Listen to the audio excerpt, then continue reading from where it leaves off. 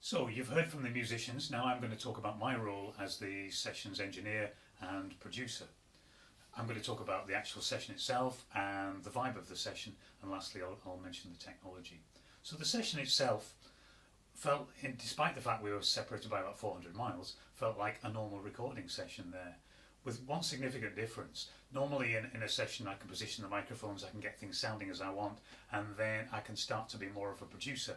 I'm listening for problems, pitching, I'm listening for timing issues, I'm looking at really what's going on and to see how I can actually help that.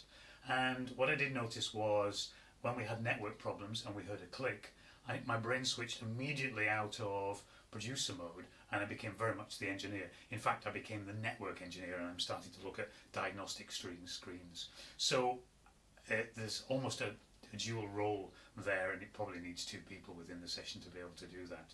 But once we had things working and we had the cue mixes sorted out and we were generally playing and rehearsing okay, it did start to feel very much like a normal recording session.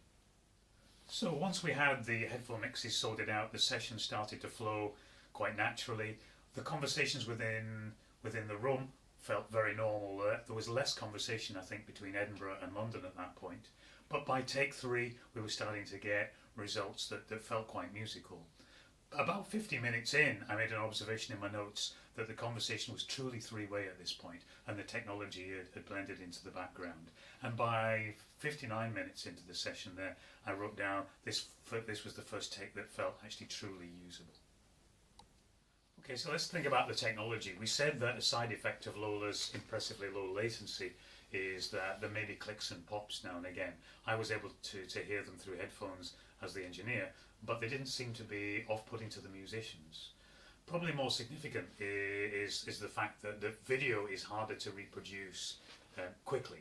The television screen you see behind us here introduces latency. So we tend to end up with an offset between the picture and the sound. The picture lags the actual sound there. Now the result of that can be that the musicians tend to favour their ears and trust their ears because what they're seeing is not quite in time there. So an area for work is certainly improving the latency, improving the synchronization.